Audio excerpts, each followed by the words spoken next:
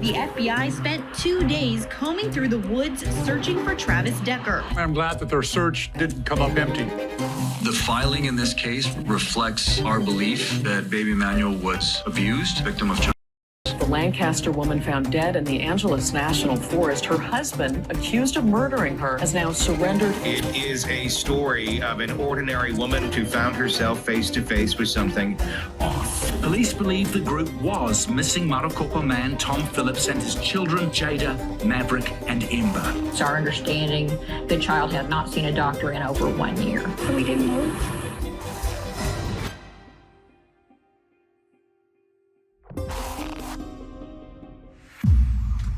Hey True Crime Besties, welcome back to an all-new episode of Serialously.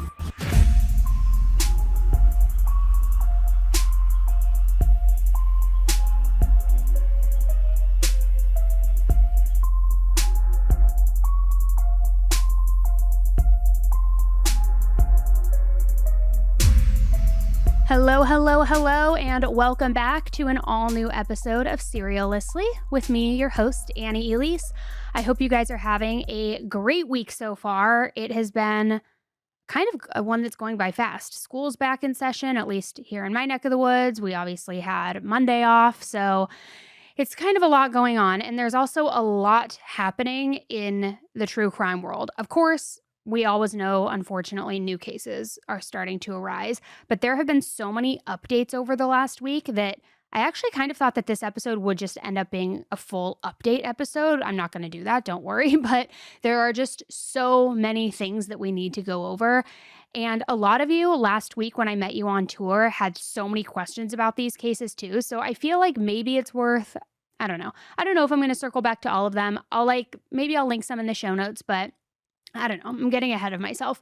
So first and foremost, thank you to everybody who came out on the last leg of the tour. We hit Nashville, Atlanta, North Carolina. This next leg, well, first I'm leaving right now after this to CrimeCon for this weekend. It's in Denver. And then after that, we're going to Dallas, Houston, Austin, and Phoenix, which Phoenix is sold out. I think maybe Dallas is sold out. I'm not entirely sure. But yeah, so there's still some tickets left if you guys are in the Texas area and you want to come out. You see behind me in my bookshelf now, so many of you that I've met have been like amazing and brought like little goodies, little things from your hometown. And I mentioned it on a couple episodes again. We're going to make this bookshelf like the Andy Cohen Watch What Happens Live Clubhouse, where it's like all the stuff from you guys. So that way, I don't know, just feels more like, like community, like you're with me in the studio and we're all together. So yeah, looking forward to the Texas leg and looking forward to meeting so many of you. Now, before we get into some of these new cases, let's start with some updates. And I want to start with the Travis Decker update. That name may sound familiar. It may not. Let me give you a little bit of a backstory. But it's been about 3 months since this case first broke. And if you remember, Travis Decker went on the run after allegedly, not so allegedly, I guess, but he hasn't been convicted, murdering his 3 daughters. And he's been on the run ever since. And that's since June 2nd, to be exact. So almost 3 months with no sign of him whatsoever. And right when he first kind of, took off and went on the run, I think there were reported sightings of him in Idaho. Maybe there was one in Washington. But nobody has actually laid eyes on him. He's very well trained. I think he's ex-military. I'd have to go back and see exactly what, but definitely can survive on his own and be a survivalist of sorts in the woods and things like that. So there was a lot of talk about it when it first went down. Obviously, people were looking for answers. Why did he kill his 3 daughters? Why is he on the run? Like, what really happened here? But then things kind of just went silent. Unfortunately, like they do a lot of the times when people are looking for someone and there's no news and no leads. Sometimes, I don't want to say it gets forgotten, but it just, other things come up and people do, I guess, lose sight of it. So in any event, there has now been an update because he has been on the run for about 3 months. And on August 25th and 26th, the FBI ended up conducting a 2-day grid search that covered over 240 acres. Now, this grid search area was the Rock Island campground that is right outside of Leavenworth, Washington.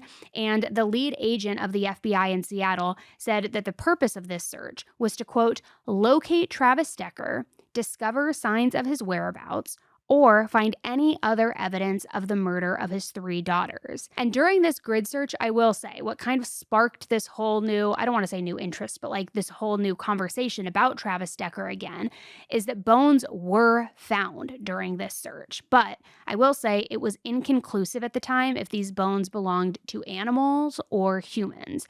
So they ended up being sent off to the Central Washington University Anthropology Department to confirm what type of bones they are. And as of this recording, we're still awaiting that information. The FBI also said that they had recovered several items in that grid search that are going to be examined to determine if they are related to the investigation.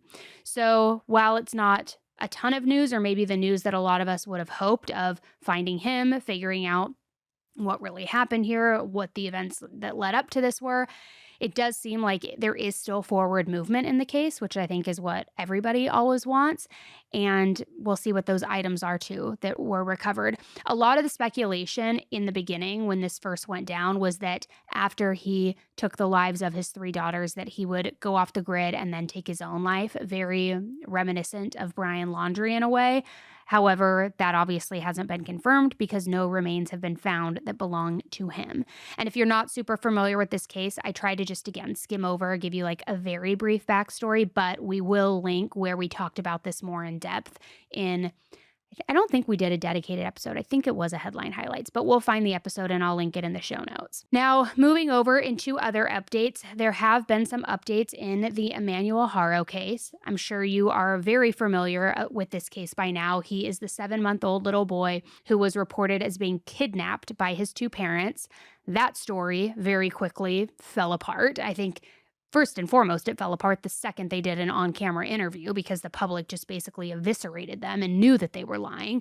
But then they officially were arrested with suspicion of murder, and then they ended up being charged with murder and with false reporting. Now, while Emmanuel's remains have not been found yet, it has been said in press conferences that there is a level of cooperation from either one or both of the parents. That did lead them out to a search a couple of weeks ago off the 60 freeway in California, but unfortunately, they did not find his remains. But the update that I want to talk to you about with that isn't necessarily about him being found, although I am hopeful that that happens very quickly. But it's rather more from the legal side of things, because as these 2 monsters are now getting representation in court, 2 of the attorneys who are defending them also defended the Turpins, David and Louise Turpin. And that name may sound familiar to you, and this is all kind of happening in the same location too, okay? Like the Inland Empire in California, down south. And the Turpins went to trial back in 2019. And a little bit of backstory of that, you may know them from, most notably from their daughter Jordan Turpin, who has been incredibly outspoken in the last few years. She's the one who essentially rescued all of her siblings because she broke out of the house and called 911. But it was often referred to as the case of the original House of Horrors, where these disgusting, despicable monster parents kept these kids, so many of them, all of them like shackled, chained to the bed, had a padlock on the refrigerator, wouldn't feed them. They didn't go to school. It was just awful. And I've done several deep dives into that case as well, especially because after all of these siblings were rescued, their foster family then started abusing them as well, which is so twisted and sick. Don't even get me started on that. But my point is, I get everybody's going to have representation, even the scum of the earth, like David and Louise. And sure enough, those same attorneys are now representing the Haros, which I don't know what the expression is. Birds of a feather? I don't know. Apple doesn't fall far. I don't know what the expression is. You know, I'm not good with that, but it feels like that. So Allison Lowe, who previously represented David Turpin, is now representing Jake. And Jeff Moore, who previously represented Louise Turpin, is now representing Rebecca. Now, through all of this, the one attorney who has spoken out during the Haro case has been Jake's attorney, kind of that bootleg, ambulance chasing casino looking kind of attorney. His name's Vincent. He's the one who also was like very adamant that Rebecca had to speak for herself, or her own attorney had to speak for her. I think he's also the exact same attorney who represented Jake in the 2018 case against his daughter. So it's unclear if he also is going to be in the mix and representing Jake in some capacity. I don't know.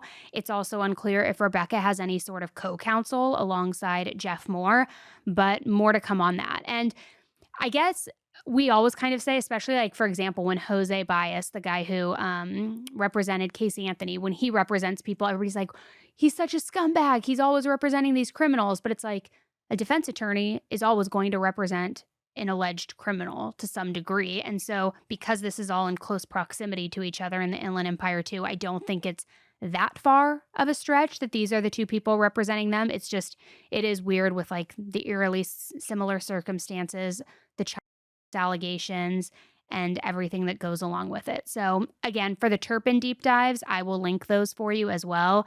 Be warned though, it is a horrific story. And it's one where I know they've covered it on Dateline in 2020 and all of those things, but the aftermath of even the rescue was so heartbreaking because of what these people, these foster parents then did to the kids all over again, almost like getting off on what they had gone through and making them relive it. It's so sick and twisted. Now, one more update from a recent case that we covered here on Headline Highlights. I believe it was last week that we talked about it, if not last week, the week prior, but it was about the husband who was seen on that Ring camera footage dragging something out of his front door. It was like wrapped in a sheet. It looked like a body. Then his estranged wife's remains were found in the national forest, and he ended up fleeing to Peru. Well, sure enough, he turned himself into Interpol, which we don't see that very often. So I guess, like, I don't know, accolades for you for doing the right thing. But he turned himself into Interpol in Lima, Peru on the morning of August 27th, and he's being held in preventative detention. The Los Angeles County Sheriff's Department also said that they do expect it to take several months, but they will be extraditing him back to the United States. But with that current order in place, he will be held in Peruvian custody until he is extradited. And I don't know what's going on with the kids, though, because if you remember, he fled to Peru with the kids, then took off once the kids were, they were like intercepted. So I don't know what's going on, but the good news is he turned himself in. It looks as though, even if it's not for a few months, he will be extradited. We will get answers. We will figure out what the hell really happened here. But some of that Ring camera footage was like the more unnerving footage that I think I've seen in like all of my CCTV exposure and history, because although it hasn't been proven that it was a body, it for sure looked like a body with like the shape, the lumps, the bumps, the size, the weight as he's dragging it. And again, I believe that was in last week's episode. So just wanted to give you some of those updates since those have been some cases that have been on our radar the last few weeks. And now I want to get into new cases, new revelations, new updates. And with that, I am so excited to bring back a fan favorite that so many of you have been blowing up my comment section about, saying, oh my gosh, I like it so much better when you have a co-host and you guys have such good energy. So here, back on the pod, is Amy. Hi. Hi, welcome back. Thanks. How's it going? Great. How are you? Good. It's been a long morning already. I know. I feel like we have a lot going on. I know. I feel like we've seen each other, but we haven't talked. Like, honestly, like, I feel like tour was yesterday, but also a lifetime ago. No, I know. You know what feels like a lifetime ago? DC. That show. Oh and my Boston. Gosh, I know. It feels like a lifetime ago. That leg of the show. Yeah. Well, now we're about to like go in a full whirlwind. We've got CrimeCon today that is starting tomorrow in Denver. Then we get back for 2 days. For 2 days. And then we fly out to Houston. To Houston, then Austin, then Dallas, then Phoenix. Yes. Then how long are we back until we go back out? I think we're back for a few weeks. Okay, that'll be good. Yeah. But yeah, it's been a whirlwind. I know.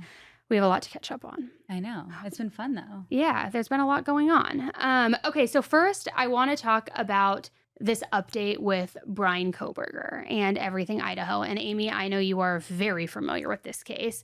First, because it's everywhere, but also I can't shut up about it. And everyone on tour, that's the first thing they ask about. Literally. And you like to go off. I know. We do a segment during the tour where it's Ask Annie Anything, which I always end up regretting at the end of every night because people will put their questions in this box. And look, I love you guys, okay? In the club, we all fam, but you guys ask some really personal questions and some really controversial questions, but without fail, every single time there's questions about Kohberger in there. And I can't help myself. I just go off the rails. I know. And it ends up being like 15 minutes. I'm like, okay, we got to move on to the next thing. But yeah, so there have been some updates with this. So let me break it down. Now, this is something that happened a few months before the Idaho 4 murders even happened. So rewind back to June 30th of 2022, which is almost 5 months before the quadruple murders. Bryan Kohberger, who was living in Pullman, Washington at the time, who, we all know him by now, he checks into this local hotel, which is totally normal, right? Even sometimes in like my city where I live, I'll need to be in a hotel for one reason or another. I was in a hotel last weekend for a little, staycation before the kids went back to school. No big deal. People book hotel rooms all the time. But then, according to reports, Bryan makes this like direct, harsh beeline for the front desk, and he flips out on the woman who's working the front desk. Why, you may be asking? Which that would be the question I would be asking. Well, it's because he thought that he was double charged for the room that he booked, which I get that. Getting double charged is like never okay and right. Although I will say this, and Amy, you can probably attest to this, I am so scared of confrontation that I probably wouldn't go to the front desk. Better. I am getting better, but like I wouldn't go to the front desk, or maybe I'd call because like there's protection of being in the phone and not face to face for some reason. But like I know you would go to the front desk 100%. But like whatever. So my point is, he thought I don't think I'd fly down to the front desk. I mean, I feel like that's a pretty straightforward mistake. Yeah, you wouldn't necessarily, I guess, beeline it. You just go to the front desk and be like, hey, it looks like I was double charged, not like marching down, all like smoke coming out of your ears. But apparently that's what he did. He got really, really upset. And we're talking like full on, sorry for any Karens listening, but like full on Karen, let me speak to your manager, that type of meltdown. Mind you, the woman who was working at this front desk, she was still in training. She was still like figuring out the systems and the software. So the issue gets fixed. She corrects it, like no harm, no foul. Thanks for addressing it. Like I'm happy to fix it for you, Mr. Kohberger. And right when she fixed it, his whole demeanor changed. Suddenly he was nice guy again. He wasn't having this full-blown customer service attitude voice. And not only just like thanking her and being like, oh my gosh, thank you so much. Sorry, I freaked out, but like, I appreciate you correcting the mistake. Instead, he starts flirting with her, like trying to flirt with the receptionist that he just went apeshit on and freaked out on, which that's kind of a red flag for me in and of itself. The emotional switch up so fast. I feel like going from aggression to then being charming, it can be a little bit manipulative. Is it kind of in line with him, like, maybe this is a reach, but like being kind of an incel? So it's like girls are usually like not very fond of him or give him attention. And then this girl like fixed his problem and was like nice to him. So all of a sudden, that's an interesting take. I don't know. I mean, I was going to say, obviously we know he always wants to be the smartest guy in the room. He thinks he's the smartest guy in the room. So like if somebody made a mistake, I could see where he like is, reaming them and yelling at them. But yeah, that is an interesting take. Whereas then once she resolves the issue and fixes it, he's like, oh my God, this woman, she's actually being nice to me for once. She knows my name. Like, because he's such a loser. Nobody knows his name. Just like Kaylee's sister said in the sentencing, like, no, you don't matter, And so maybe that's an interesting take. But here's the thing. It gets even weirder because the very next day, this same woman bumps into him in the hallway. And out of nowhere, he starts talking to her, not to charm her, not to flirt with her, not to ask her out on a date or to coffee, but starts talking to her about knives. Okay? Knives and knife sheaths. Okay, now I'm afraid. Yeah, exactly. Big red flag. And specifically, he starts talking about self-defense weapons and how he collects knives, which, hi, that is not small talk as you're passing the ice maker in the hallway Definitely at like not. the hotel, I'm out of there. I'm out of there. Like, even if my friends started talking to me about that, I'd be like, get out of my face. Like, I don't like scram. I don't want anything I don't want anything to do with you. But if I was an employee and this guy who just went off on me 24 hours ago, then tried to flirt with me, chatting me up about knives. Chatting me up about knives and knife sheaths, I'd be like, get out. Yeah. Like I want to kick you to the curb. When are you checking out? Yeah, exactly. It's just, it's weird guy stuff. And what really freaks me out about all of this too is just the context of it all. Because obviously now we know, didn't happen back then, but months later, in hindsight, that knife sheath, that was going to be central in this quadruple murder investigation just a few months later. So that detail makes this whole interaction feel just strange and kind of chilling, almost a little ominous, because if you remember too, and Amy, I don't know if I told you about this, but I know everybody listening remembers this if you've been following the case. There was a woman he met on Tinder as well, and they had talked about liking horror stories and were going back and forth. And then he had asked her, what do you think the scariest way to die would be? They started talking about knives. He brought up a K-bar knife, which we know was the murder weapon. So it's like he had knives on the brain for months leading up to these murders. It wasn't just like that was the murder weapon of choice. He was thinking about knives and interjecting them into conversation with females. Which I understand, testing the waters and gauging reaction and like the shock factor. If it is maybe someone you're dating talking about these horror movies, it feels somewhat natural to have that as part of the conversation. Not so alarming, but this hotel employee, I feel like there was no context, so why would he? Because he's a freak. Yeah, okay. Because he's a freak. You're right, though. Okay, I don't love horror movies, but I have had that conversation with probably more people than I can count and more times than I can count. Is like, what is your biggest fear of like the way you're going to die? Mine is always burning or drowning, even though they say drowning is the most peaceful, but like burning. I don't know why I said this on an Instagram story over the summer, but like, and I'm not trying to make light of it at all, but like, I don't know if you're this way. I feel like I have superhuman strength sometimes to where like in my mind, I feel like if someone shot me in the shoulder or something, I remember this. I feel like I could like muscle through it. Is that crazy? Or like if I get hit by a car. Your adrenaline, I feel like, is pretty strong compared to even most people. So I could see yourself like rising from the dead. I definitely could see that, but I don't even know why I just brought that up because that has absolutely nothing to do with what I'm talking about. I guess, let me backpedal. I guess my whole point was that where is this going? I don't know where this is going. I'm going off the rails again.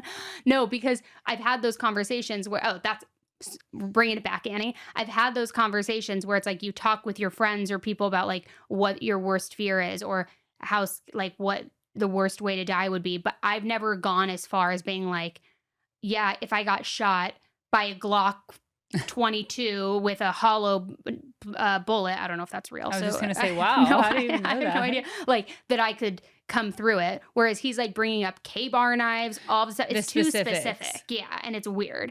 And for anybody who thinks I'm a freak right now saying I can muscle through a gunshot, like I am a freak. But you know what? I will say this too before I move on. I had so many people reply to that story on my Instagram saying they felt the exact same way. I mean, mindset is everything. Whereas I'd lay down and just close my eyes. You're like, I'm calling it. I'm out. Where I'd, like you said, rise from the ashes and be like, you. Like, she's gone. Nope. Right here, slow-mo charging them. Yeah. Which it's like, obviously we know that's not how it would play out. But like in my mind, I feel like I'm stronger than I probably am in real life. So anyway, back to the hotel situation. It didn't lead to any legal trouble for Bryan. There were no charges filed because obviously, I mean, it's just uncomfortable chatter. It's nothing super serious. But when you zoom out of this whole thing and start to look at the big picture, it is one of those, I don't know if you'd call it missed moments, maybe something like that. Maybe like, could this have been a warning sign? If somebody had been made aware of how big of a freak this guy was, nobody would have been able to intervene and stop it. But like, it just gives you that pause because when you really stop and think about it, there was this man, Bryan specifically, who was acting erratically, switching emotions on a dime, talking about knives to a complete stranger, all in the same town where he would later, well, not be arrested, but lived. He was arrested, obviously, in Pennsylvania, but later be tied to murdering 4 college students with a knife.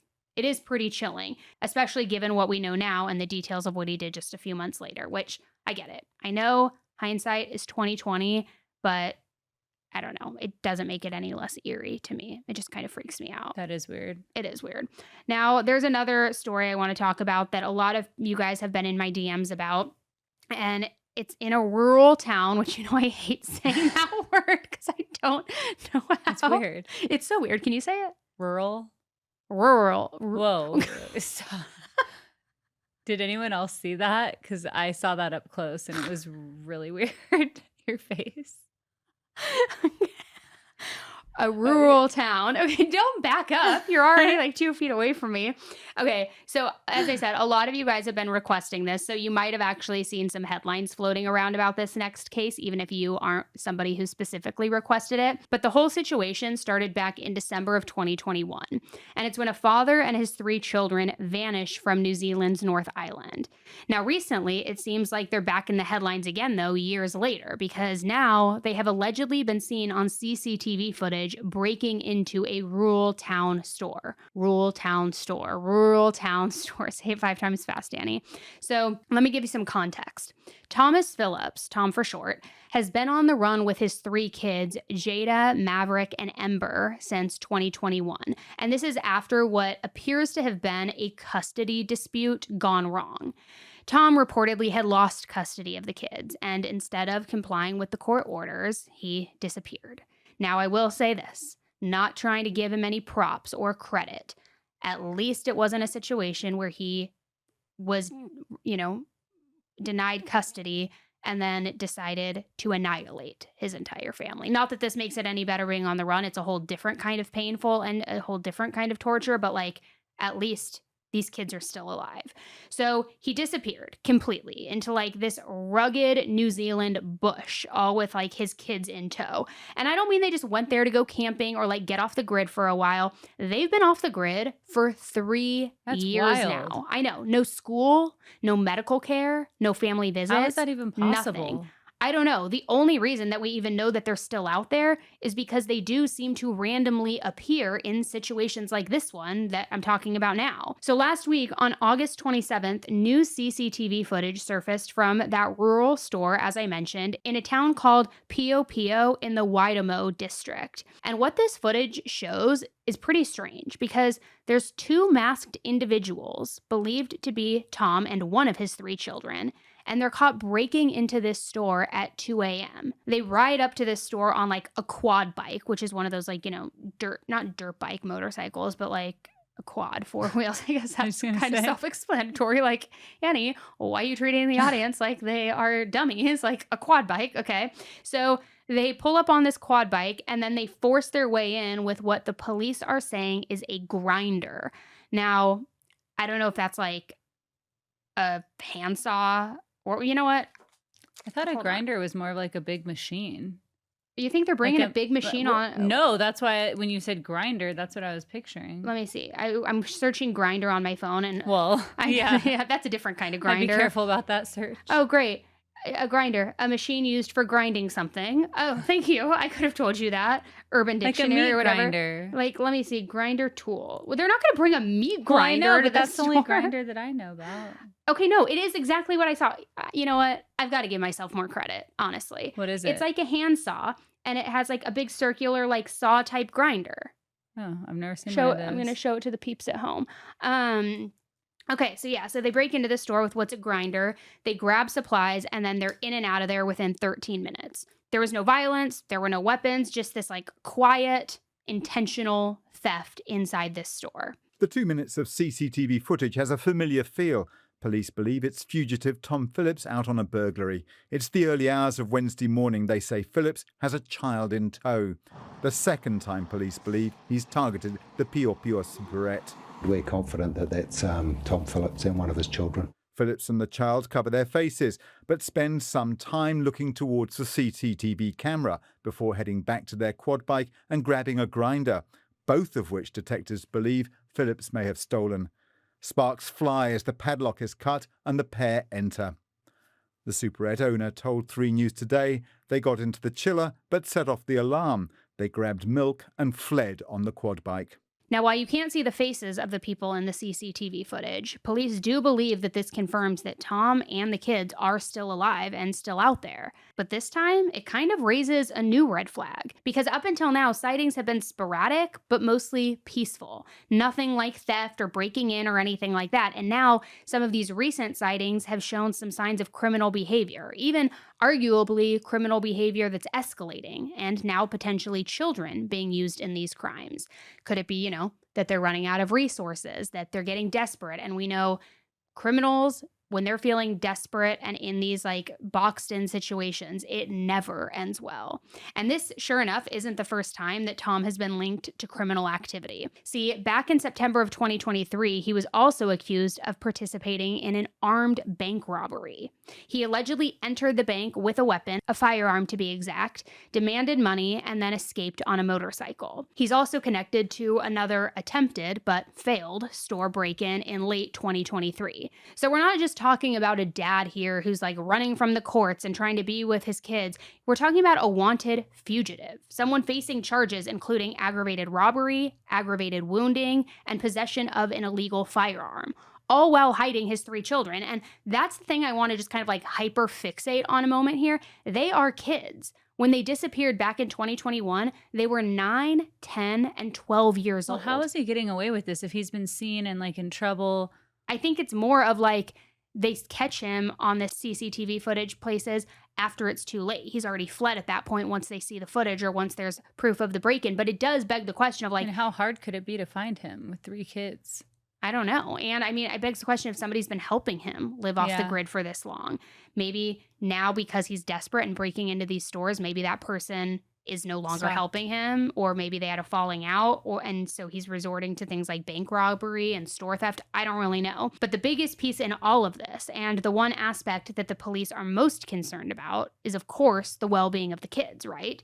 Jada, Maverick, and Ember haven't had access to education, to healthcare. They're most likely being raised in complete isolation off the grid too, which, that's really tough. And at least one of the children also has asthma, which raises serious questions about their safety if they're out there in the elements and in the wilderness. So police and child welfare services say that their top priority is getting the kids back home safe. And the family members, everybody who's still back at home, they have begged for Tom to bring these kids back. Just a few weeks ago, before this incident, Tom's sister even went on this TV show in New Zealand called Patty Gower Has Issues. And she did this in an attempt to plead with Tom to come back, hoping that he would see it, which I just can't imagine what that feels like. Watching these clips on the news, knowing that your missing family members are out there, they're alive, but you have no way to reach them. You have no way to reunite with them. Why are you talking now after being quiet for 4 years? In the hope that just maybe he's going to see this, and maybe he's going to get to see that he can come home and that we are here for him, and it might just be okay. Your mum has wanted you to do this. Yep. And she's got a note that she wants you to read to Tom. Yep. So these words are from a mother's heart, just to her son. Yeah. Tom, I feel really sad that you thought you had to do this, not considering how much we love you and can support you. It hurts every time I see photos of the children and of you and see some of your stuff that is still here, thinking what could have been if you had not gone away. Jada, Maverick, and Ember, I love you so much and really miss being part of your lives. Every day I wake up and hope that today will be the day that you all come home. So currently there is an $80,000 reward for any information that leads to Tom's arrest or the safe recovery of his children. He is believed to be hiding somewhere in that Idaho district. And so, I mean, I guess that would be the place to look. They think he possibly has help from others as well, though it has not been confirmed. But the longer that this goes on, obviously, the more dangerous that it becomes, right? Not just legally for Tom, but the physical and the mental well-being of the kids. This has now moved far beyond just a custody battle or a custody dispute. And it's no longer just a missing persons case. Like, this is getting dangerous. So I'll be following this case very closely as it continues. But what we covered today is kind of barely scratching the surface. I just had so many requests in my DM, so I wanted to at least get you guys the update. So for those listening, let me know if you do want to see a deep dive on this case, because there is so much that has happened here with the disappearances, the reappearances, the thefts, the assaults. I mean, it's kind of all over the place. So definitely let me know if you want that deep dive. And like I say, I like to consider myself a podcaster of the people. So if you want the deep dive, I'd be curious to know give more it to you. along, about the divorce and where the mom and rest of the family is and how they haven't been able to locate him. Totally. Yeah, we can do the deep dive. Do it. Do it. Do it. Okay, well, now I'm going to take a break for a second because my voice is getting hoarse from talking so much and I need to shut up for a minute. So why don't you take away this next one? Let me have a turn. Yeah, give me a churn. Give me a churn. Okay, well, this next case is coming out of Newport Richey, Florida. And it's the case of Chuan Ying He, a 50-year-old woman who allegedly, and I say allegedly, but it's pretty much confirmed, the details are solid, she poured acid on her sleeping husband's body. Yeah, Yikes. It's just as horrific as it sounds. She even barricaded the body in the bedroom after she poured the acid on his body. So that he, couldn't escape? I guess, yeah. Wow. I know. So on August 21st in Newport Richey, police were called to a home on Slippery Rock Drive, responding to a 911 call from a woman who was Chuan Ying herself. She had told the 911 dispatcher that she had hurt her husband using sulfuric acid. Now, when they arrived, they found her standing outside of the house. She told them she had poured acid onto her husband while he was asleep and then brought them into the house where they could hear Robert screaming in pain. Robert was her husband. So he was still alive when the police got there. Yes. So basically, not only did she carry out the attack, but then she trapped him in the room afterwards, knowing full well what kind of agony he was in. Inside the Newport Richey home, still taped off with a biohazard warning and an orange sticker deeming it unsafe. Detectives say Chuan Ying He poured sulfuric acid on her husband, Robert Hayden, while he slept. He was suffering burns over most of his body, chemical burns. Investigators say he told 911 operators she poured it on Hayden to hurt him and that she tried to kill him several times. Well, sure enough, when officers forced their way into the room, they found Robert Hayden, her 65-year-old husband, in complete agony, covered in chemical burns. He was rushed to Tampa General Hospital with life-threatening injuries, and for a few days, it looked like he might survive, but then after a few days, just 3 days after the attack, sadly, he died from the injuries. Oh my gosh. That is my fear, being burned. I always thought fire, but even that, your skin melting off of you. Well, if you're wondering what the motive could be... Cheating. Well, we see this in a lot of cases, divorce. Oh. But here's what's crazy. So Chuan Ying and Robert had been married for only about a year. Wow. I know. I was surprised when I saw that too. They tied the knot in August 2024, so just a year before, but things had clearly soured. Court records show that Robert had filed for divorce in March, about 5 months prior to this attack. So even way earlier on in the marriage. So being married for 5 or 6 months. Yep, and had later filed an emergency motion for exclusive use and possession of their house. Their divorce proceedings were ongoing, and they had a hearing set for August 22nd, which was the day after this happened. Oh, so she didn't want to go to the hearing. So timing was of the essence. She probably thought everything was getting ripped away from her house, any financial stability, and I didn't want to go to this hearing and was just enraged. So yeah, it was pretty clear there was a lot of tension and turmoil in the relationship, even possible ongoing conflict. And this wasn't just this spontaneous argument gone wrong, because in fact, in the few days when Robert was still alive in the hospital, he told police that Chuan Ying had tried to kill him before, multiple times, in fact, which is wild. So maybe, I don't know. Well, obviously, maybe you'll tell me, you'll be like, shut up, I'll tell you the answer. But if he had tried to get divorced so quickly into the marriage, maybe she wasn't who he thought she was, and she was kind of chaotic. And from she the like moved start. into his house and everything. And he's like, oh my gosh, And then who she, is like, this tried to kill person? Get him. out. Yeah. Yeah. Oh, geez. Okay. Police had said they'd been to the house multiple times for calls. And granted, we don't know the circumstances of those. Obviously, those were red flags. And like we were saying, probably he saw these red flags coming, wanted to get out. And then now upon this hearing, she took a very extreme approach. And what's even more chilling, according to the police report, Chuan-Ying had admitted that she had intended to kill him. That was the goal of pouring this acid on him. So it wasn't just an act of rage. It was actually like an execution plan. So, but I mean, I guess this is a stupid thing to say again, but like, why that approach? Exactly. I Like, have why no idea. acid? And look, when I Because just to me, I'm like, is that a guarantee? And Well, I know that sounds terrible, but I just Googled, like, what is sulfuric acid used for? And it says it's used primarily for fertilizer production. So, well, and I feel like which you're some- going to get caught. That feels like a very, I mean, if your goal was to kill him, yeah, maybe she was just like scrambling and she didn't own a weapon. And so she was maybe like, the goal wasn't to not get caught. It was to get caught because she's the one that called 911. that's true. And she just wanted him to suffer. She didn't just want was it to be like, quick. If I can't have him, no one can.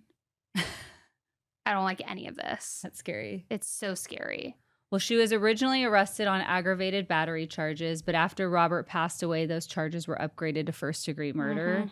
And as of right now, Chuan-Ying is sitting in jail with no bond, and prosecutors are treating this as premeditated, intentional, and incredibly violent, which obviously it was. Yeah. And it's probably likely that she's going to spend the rest of her life in prison. But it seems like that's not even going to faze her. Like, she wanted this. Well, yeah, I think I wonder how she's feeling now. If this was, I mean, obviously it's not worth it, but all of Yikes. this and now she's in jail. So What do we say? I'm going to give you the opportunity. What's the tagline?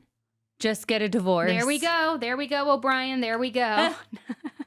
Well, yeah. So, I mean, we'll keep an eye on this one. And I have a feeling like the full story will come out because obviously there's a backstory. There were other police visits to the home. And I'm sure, I mean, I don't know if we'll have an interview from her to see what she was thinking, if she did this with the intention of like, I'm going to get caught and I just want out, or what the situation was. Wow. But either way, it was brutal and he died in like this crazy, unimaginable way. Oh, Your worst God. nightmare. Literally, my worst nightmare. So obviously our thoughts are with his family. Yeah, absolutely.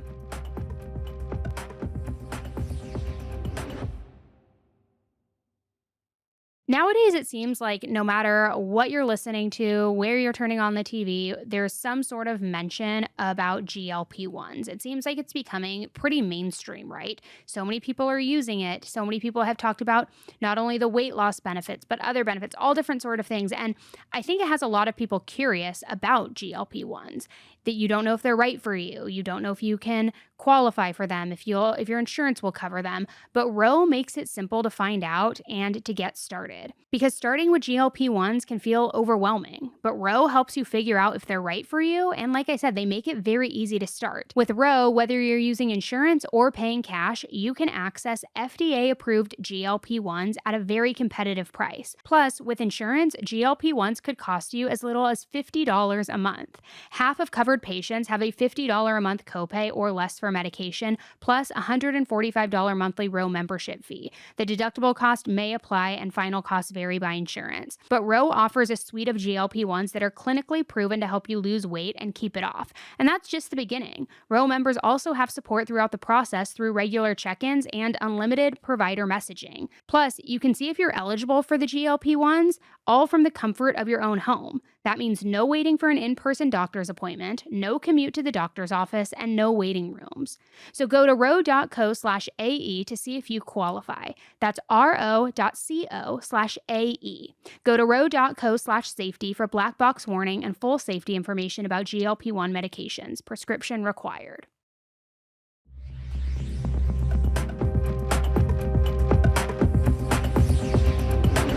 Okay, now this next story, I first saw it pop up on, I can't remember if I saw it on my YouTube feed, on like my Yahoo feed, where I saw it pop up. And I feel like when I read it, I wasn't understanding the layers to it. And then I started getting the tags on TikTok, the tags on Instagram, all of you guys messaging me being like, what the hell is going on here? Have you seen this?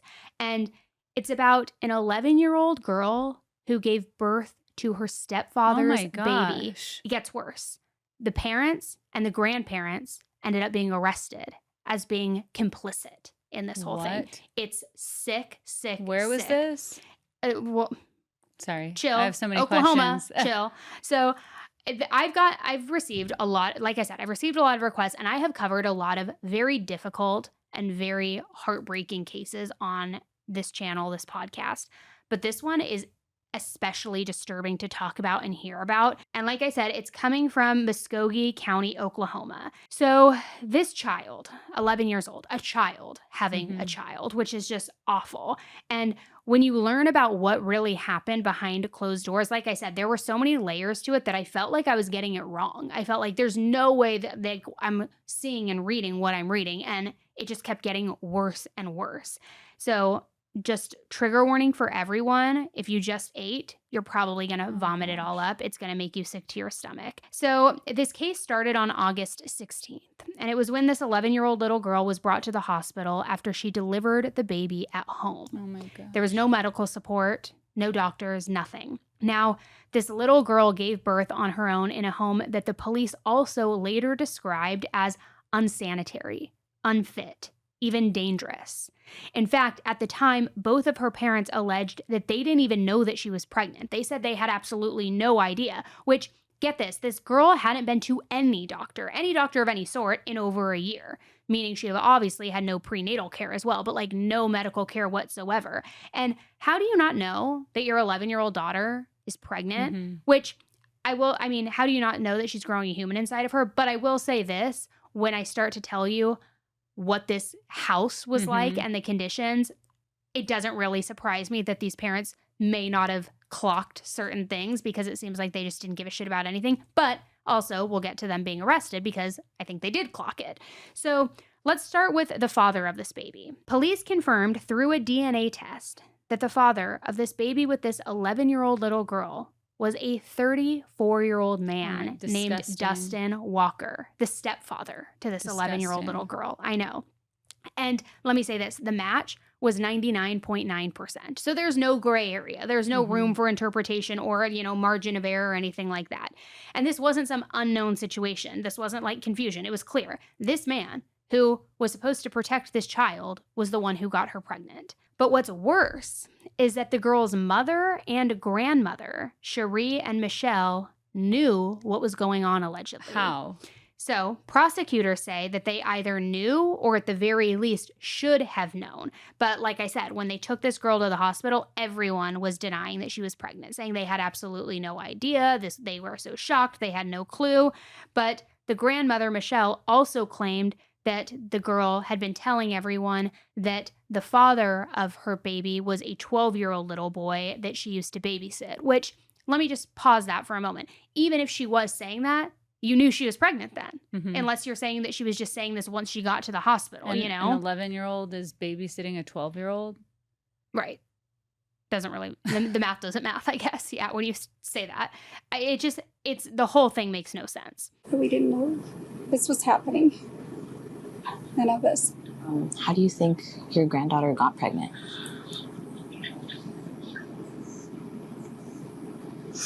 She keeps telling us that it was the little 12-year-old boy that I used to keep, I babysat. She keeps telling everybody that it was him.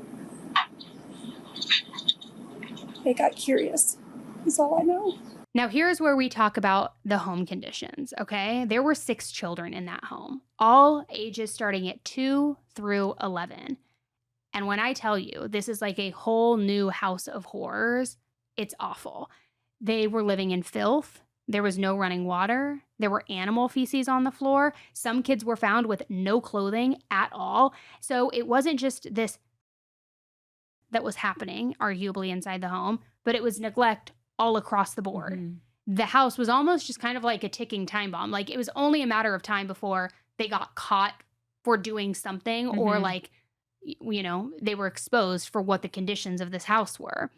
And the children's grandmother lived right across the street, and apparently she knew about the conditions of the house. She helped take care of the kids sometimes too, because they had no running water in their own home. So she would help, which is like be a good grandma, intervene, and like figure it out. You know, like there's 6 kids in this house. One as young as 2 years old. Like, what are you even doing? But no matter what anyone said or did to try and get these kids help, nothing was ever done. And one neighbor in particular even said that she had called multiple times with concerns about the conditions of the house and with outright worry for the children. Like we all say, if you see something or know something, say something. And this neighbor did. She called multiple times with concerns, trying to raise the alarm on this. Wow, good for her. I know. This is getting to me, and I've talked. I said, they're not doing nothing. They're not helping them kids, and I've called. While I spoke with Cheryl Atkins, I noticed this lady filming across the street, but I continued on with the interview. They have no running water for the last 2 or 3 years. They have dogs in the house. They have cats in the house. 6 children. When we got to the home, there was some trash in the yard, a broken window, and a bungee cord holding the door locked.